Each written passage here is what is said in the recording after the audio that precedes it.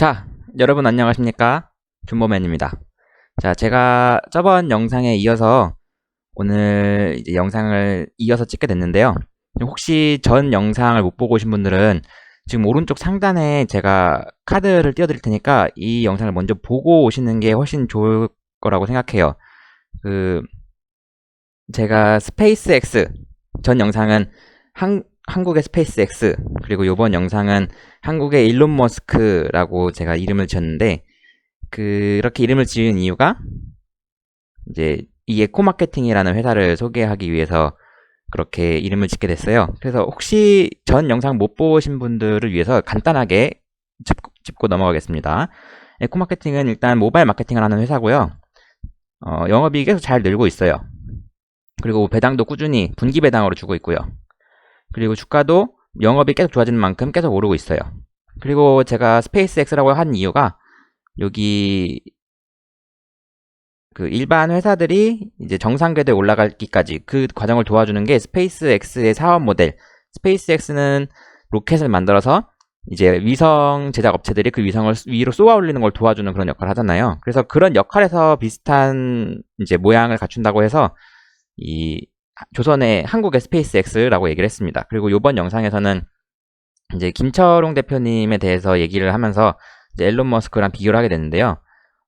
업종이 많이 다르긴 해요. 왜냐면 이건 마케팅 업종이고 이제 그 스페이스X 같은 경우는 첨단 산업이니까 업종이 많이 달라서 비교하는데 약간 무리가 있을 듯한데 그래도 제가 한번 오히려 어떻게 보면은 이분이 김철웅 대표님인데 어떻게 보면 주주가치 재고 측면에서는 앨런 머스크보다 김철웅 대표님이 좀 더 좋을 수도 있어요.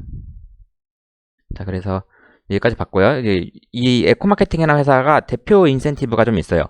그러니까 대표님으로 인해서 주가가 더 그러니까 주가가 좀 고평가되어 있다라고 할 수 있죠.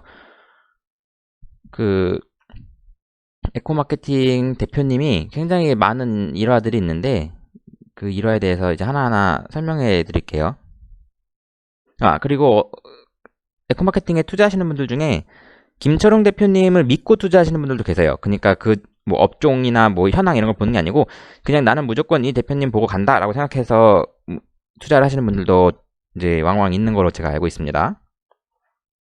자, 이 김철웅 대표님이 주로 페이스북으로 소통을 하세요. 근데 이제 페이스북 글이 너무 길어서 그 중간에 살짝만 발췌해 왔습니다. 그 위의 내용은 이제 그 에코마케팅이 이번에 안다르를 이제 마케팅을 하게 됐는데 왜 안다르를 선택했는지에 대해서 설명해 주시고 그리고 그에 대한 이제 가장 중요한 요점을 이렇게 적어놨어요.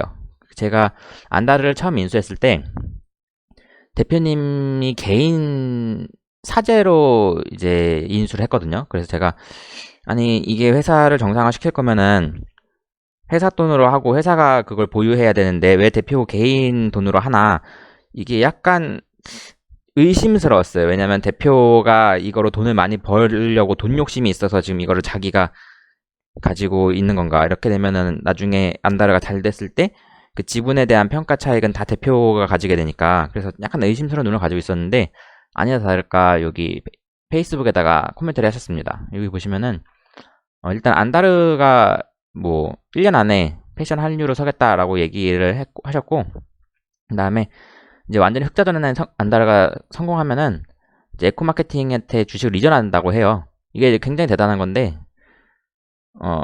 위에 나와 있는 생략된 얘기 중에 안다르가 굉장히 지금 재무제표가 안 좋다고 해요.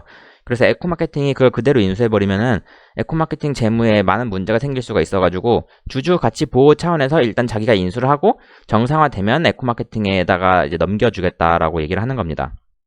이게 어떻게 보면 리스크는 대표인 내가 가질 테니까 주주들은 걱정하지 말고 주주들은 이익금 그냥 그거에 대한 이익만 챙기면 된다라는 시그널이에요. 이렇게 결정하기가 쉽지 않죠. 어떤 대표더라도. 그리고 뭐 분기 배당을 최근에 시작했는데 이 만두가게 이야기가 뭐냐면 이분이 만두가게 이야기를 예로 들어서 이제 분기 배당을 하게 된 일화를 소개를 해줘요. 만약에 내가 동업을 한다면은 친구랑 만두가게 동업을 한다면 이제 내가 돈을 다 대줬어요 친구한테. 그리고 친구는 이제 만두를 잘 만들어서 막 만들어서 팔아요. 근데 그 친구가 그 돈을 자꾸 자기 가게에 쌓아두기만 하고 나한테 주지 않아요. 그러면 이제 칼부림 나고 난리가 나겠죠. 그거랑 똑같이 생각하시는 것 같습니다. 주주가 이제 참석해 있는 이런 회사도 주주가 대표이사에게 영업을 잘 하라고 돈을 주는 거잖아요. 그래서 이거에 대한 이익금은 회사에 쌓아두는 것도 물론 좋지만 그거를 이제 주주들에게 환원하는 것도 회사의 역할이라고 생각하시는 것 같습니다.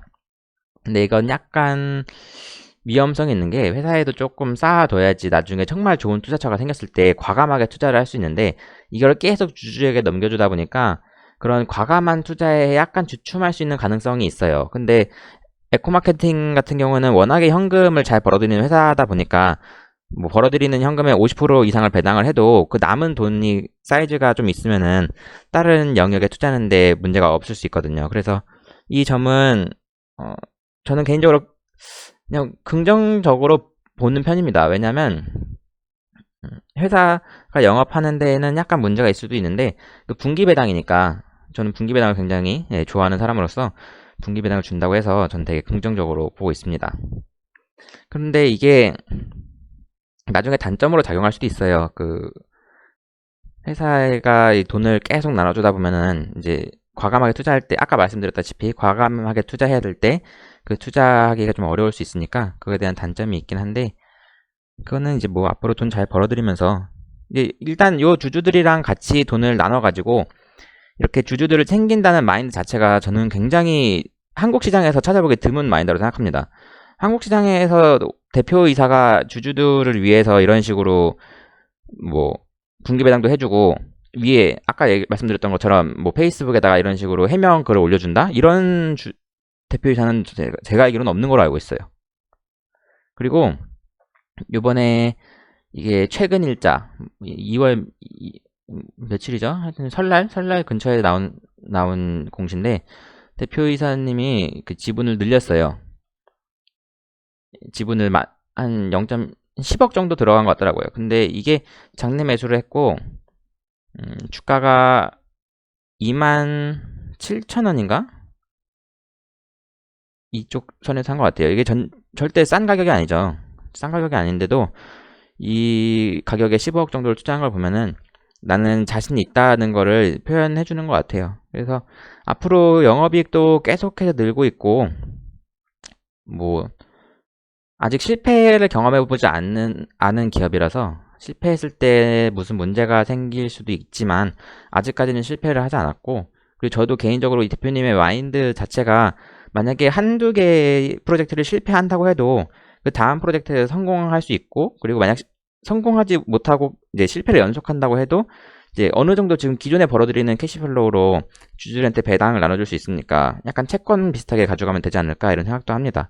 그리고 여태까지 성공하고 그 클럭 마사지기 뭐 안다르 오호라 안다르는 아직 안 했죠. 오호라 뭐 몽제 매트리스 이런 거를 마케팅하는 실력을 보면은 제가 볼 때는 실패하지 않을 것 같아요. 한국에서 이 정도로 모바일 마케팅을 잘하는 회사가 에코 마케팅 말고는 없는 것 같습니다. 제가 알기로는 브랜드엑스 코퍼레이션이라는 회사가 이거랑 비슷한 영업 모델을 가지고 있다고 알고 있는데 그 회사 같은 경우는 아직 에코 마케팅에 비해서는 많이 부족한 것 같아요. 그 에코 마케팅과 이제 마케팅하는 업종 자체가 굉장히 많이 겹치는데 또 에코 마케팅이 우위를 계속 차지하고 있더라고요. 그래서 뭔가 얘네들만의 제가 알지 못하는 뭔가 비결이 있는 것 같습니다. 자, 그래서 마지막으로 단점, 장점만 한번 체크해 볼게요. 단점으로는 온라인 마케팅에 장벽이 생길 수도 있습니다. 아까 말했던 애플 사례처럼 온라인 마케팅에 장벽이 생길 수가 있어요. 그리고 리스크 자체가 큰 사업 모델이에요. 왜냐하면 그 고객사의 리스크 자체를 얘네가 떠안아가니까 일정한 금액을 받고 광고를 해주는 게 아니고 매출액 성장에 따른 일정 부분을 가져가기 때문에 리스크 자체가 큰 사업 모델이에요. 근데 리스크가 큰 대신 수익도 크죠. 그리고 성공이 계속 이어질 수는 없어요. 언젠간 실패를 할 거예요. 이 회사가 지금껏 계속 성공을 해왔지만 언젠가 실패를 할 거고 그 실패를 했을 시 이 회사가 어떻게 대처해 나가느냐 이것도 좀 중점적으로 봐야 될 것 같아요. 그리고 계속해서 앞으로 나아가야 하는 산업이에요. 이게 계속해서 돈이 들어오는 사업이 아니고 지속적으로 도전하고 새로운 사업을 발굴하고 영업을 매출을 늘려야 되고 이런 식 사업이다 보니까 멈추면 안 되는 사업이에요. 예를 들어서 통신 같은 경우는 멈춰도 되는 사업이에요. 왜냐면 밑에 뭐 통신 케이블 같은 것도 많이 유형자산 같은 것도 많고 벌어들인 돈도 많고 뭐 투자 안 한다고 우리가 안 쓸 거 아니잖아요. 뭐 그런 KT, KTNG, 뭐 공기업도 한전 뭐 이런 회사들은 멈춰도 살 수 있는 기업이에요. 근데 이런 에코마케팅 같은 기업은 멈추면 죽는 기업이라서 그게 조금 위험합니다. 근데 그만큼 성장률도 크니까 그거는 감수해야 될 부분이고요. 그리고 단점은 해외 진출입니다. 해외 진출에서 얼만큼의 퍼포먼스를 보여주느냐가 이제 결정적이 될 것 같아요. 지금으로서는 아직 해외 진출 초기 단계라서 정확히 나오지 않았는데, 여기 장점, 단점에 다 해외 진출 있죠.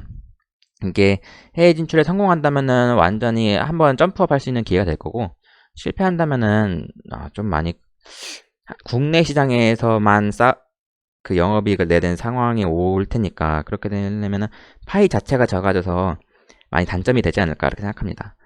그리고 장점으로는 분기 배당 일단 장점이고요. 그리고 이 분기 배당에 대한 장점은 제가 전 영상에서 한번 말씀드렸죠. 그리고 주주 친화적인 대표이사 이것도 장점이죠. 왜냐면 이번에 안다르 그때 대표님이 코멘트 한 걸 보면은 주주에게 최대한 손해를 안 끼치려고 하시는 것 같아요. 그래서 회사의 운영이 문제가 있더라도 제 생각에는 주주 가치 제고를 위해 많이 노력을 해주시지 않을까라는 생각을 합니다. 그리고 지금껏 역성장이 단 한 번도 없었죠. 근데 이게 뭐 성공이 계속 이어질 수 없다는 거랑 연결되긴 하는데, 그래도 지금까지 역성장이 가장 한 번도 없었다는 거는 운영을 잘하고 있고 그리고 얘네만의 노하우가 있다는 거니까 어떻게 한번 믿어봐도 될 것 같습니다. 자, 그래서 에코 마케팅, 이제 한국의 마케팅 산업의 스페이스 X를 추구하는 에코 마케팅에서 제가 한번 다뤄봤고요. 그리고 다음 영상에는 좀 더 재미있는 종목을 가지고 오고 싶어요. 근데 제가 뭐 그거는 차차 생각해 봐야 되는 거니까. 그리고 가끔 댓글에다가 그 종목에 대한 분석을 요청하시는 분들이 있는데, 제가 쉬운 종목은 분석을 할 수가 있는데 어려운 종목은 분석을 하기가 좀 어렵습니다. 제가 신산업 첨단 기술 쪽에는 정확히는 이제 알고 있는 게 없어서, 근데 아마 나중에 되면은 뭐 제가 좀 더 공부를 해서 기사나 아니면은 뭐 공시 자료 같은 거를 보고서 첨단 산업에 대해서도 이제 요청해 주시면은 제가 분석을 좀 해보려고 합니다. 그리고 영상을 보시다가 혹시 궁금하신 거나 아니면은 뭐 이런 거 해줬으면 좋겠다라고 생각이 드시는 점이 있으면은 밑에 댓글 남겨주시고요.